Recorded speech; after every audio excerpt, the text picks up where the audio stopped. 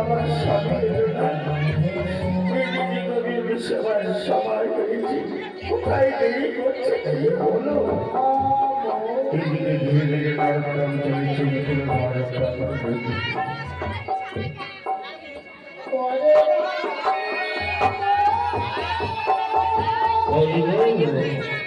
কি করছো? এদিকে আমার গোবিন্দ সেবার সময় গোবিন্দ সত্যের আয়োজন করেছ। স্বামী কি আছে ঘরে আমাদের? একদিন পাকা মায়া বসে এত আর মানুষের সাথে তুমি কি বিদ্যা করে এনেছো?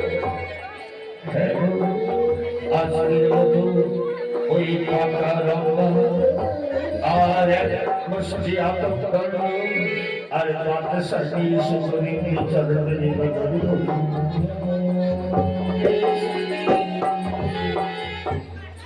বাবা আমায় খিদা পেয়েছে, আমায় খেতে দাও বাবা। আজ পুজোর যা হবে না সব তোকে খেতে দেবো বাবা, করিস না বাবা। আর পুজোটা সেরে ফেলি, আয় বাবা।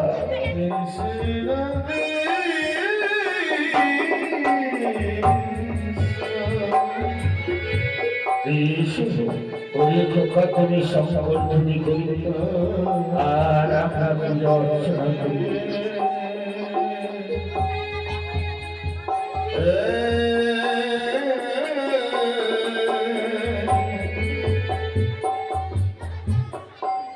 এখানে বস বাবা, এসো গোবিন্দ সেবার সময় দীর্ঘ হয়ে গেল। গোবিন্দকে সেবা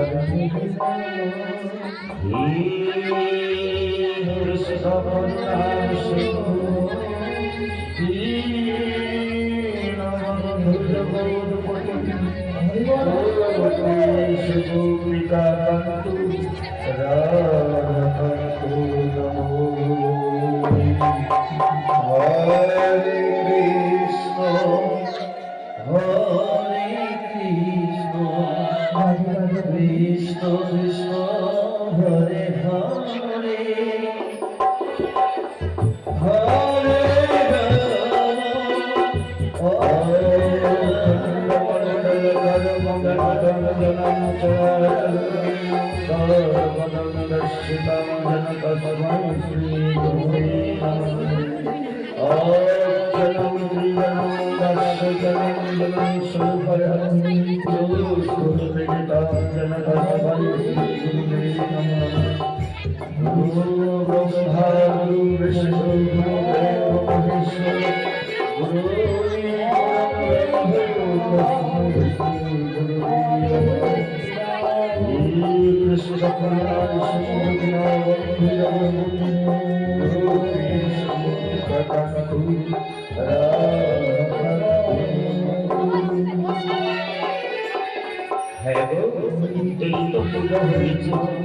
এবার প্রসাদগুলো তুলে নিয়ে সন্তানকে খাওয়াও।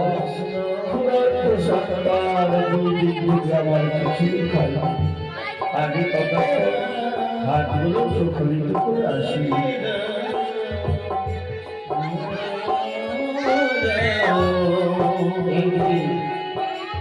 শ্রাবণে প্রবেশ করছে,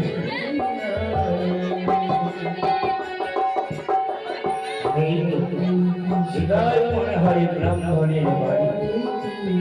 পুজোর গন্ধ পাচ্ছি, ধূপধুনার গন্ধ, নিশ্চয়ই এটা ব্রাহ্মণের বাড়ি হলে পুজোর গন্ধ দিতে মন প্রাণ আগ্রহ করিয়ে দিচ্ছে। দেখি বাসায় কেউ আছে কিনা, বাসায় কেউ আছে কি গো, বাসায় কেউ আছে?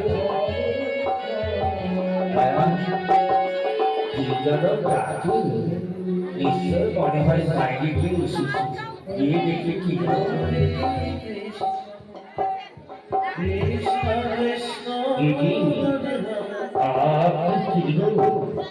আপনাকে তো আমি চিনলাম না বাবা।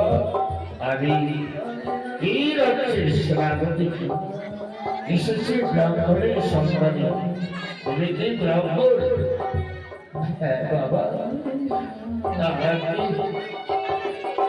আমি ব্রাহ্মণ জাতি, এই আমার পরিচয়। আচ্ছা, তোমার বাড়িতে দেশে কোনো পুজো অর্চনা হলো, এত সুগন্ধি আমায় মোহিত করে তুলেছে, একটু প্রসাদ পাওয়া যাবে? হ্যাঁ, প্রসাদ খাবে? আসুন আসুন, ভিতরে আসুন।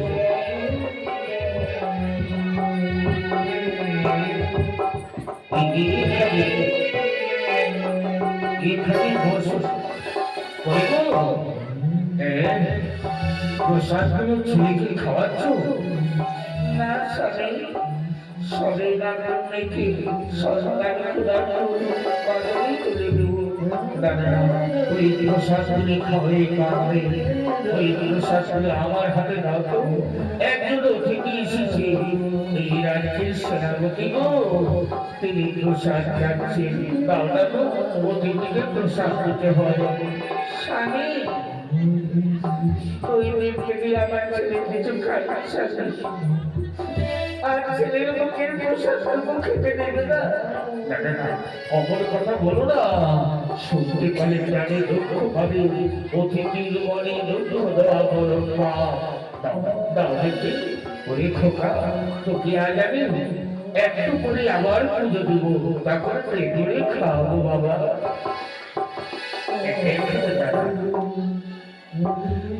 সেনাপতি দাও, সেনাপতি বাবু, এই দাও, এই কিঞ্চিত মাত্র প্রসাদ নিয়েছি গো, এই দেবু, সেদিন তোমার মনে কিছু করবে না।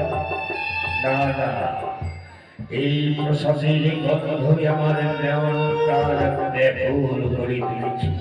আচ্ছা, যতক্ষণ না খাচ্ছি শান্তি পাচ্ছি না, তৃপ্তি হচ্ছে না, একটু কি স্বাদ গো! মনে হয় অমৃত ভাণ্ডারের কোনো অমৃত বস্তু পান করলাম। কিন্তু বাবা, তুমি ব্রাহ্মণ, এইভাবে কিভাবে তোমার দিন চলে সেটা তো ভাবো। সে কথা আর বলবেন না। আমার গোবিন্দ চালায়, আমি চুরি, আমি চালানি, দাঁড়িয়ে দাঁড়িয়ে তার গুণগান করে ভিক্ষা করি, সন্ধ্যা করে পুজো করি, এছাড়া আমার অন্য কোনো পথ নেই।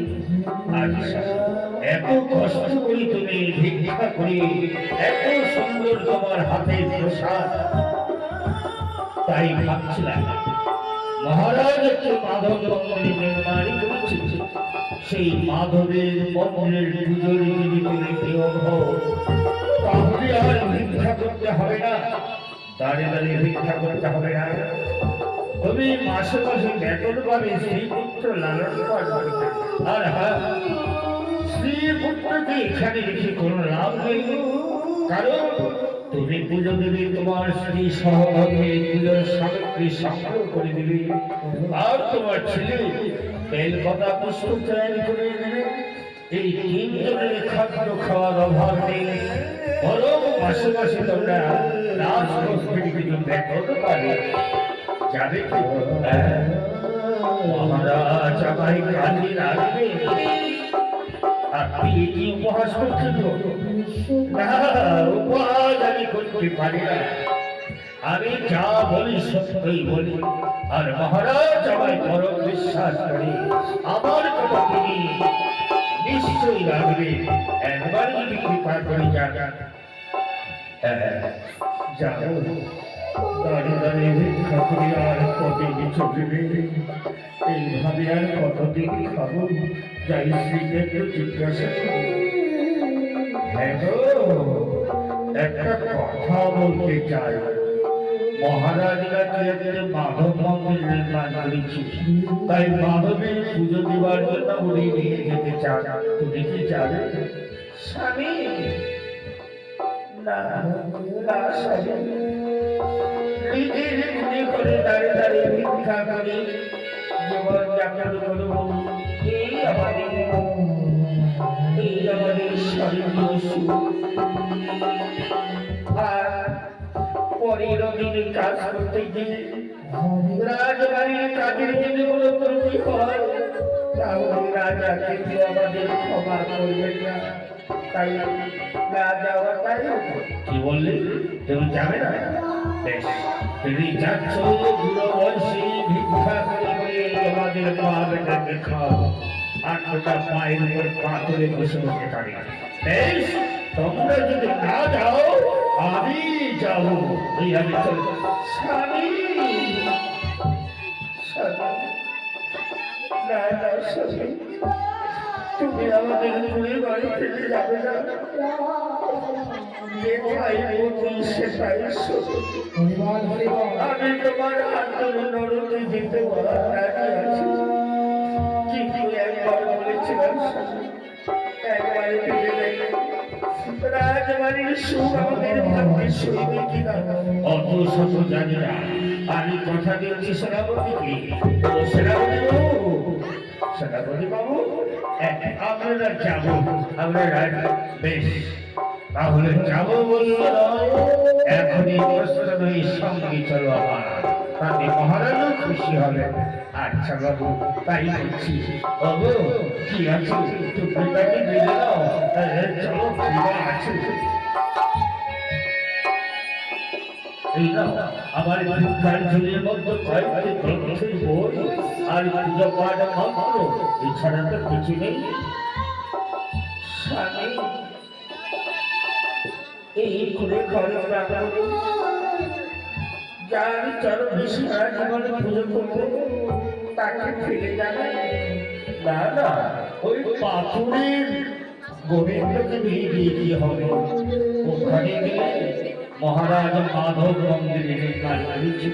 যে মাধব সেই কৃষ্ণ, সেই গোবিন্দ, সেই নারায়ণ। এই পাথরের ভেতরে নিয়ে গেলে মহারাজকে অপমান করা হবে, তাই পাথরের ভিতরে চলে থাকা। এবার চলো চলো, আর দেরি করবো না। সেনাপতি বাবু এবার চলো। বেশ, তাই এসো আমার সঙ্গে। আমি আনন্দিত, মহারাজ তোমাদের দেখে বড় আনন্দে আনন্দিত হবে। এসো এসো আনন্দ, আমার সঙ্গে এসো। হরে হরে কৃষ্ণ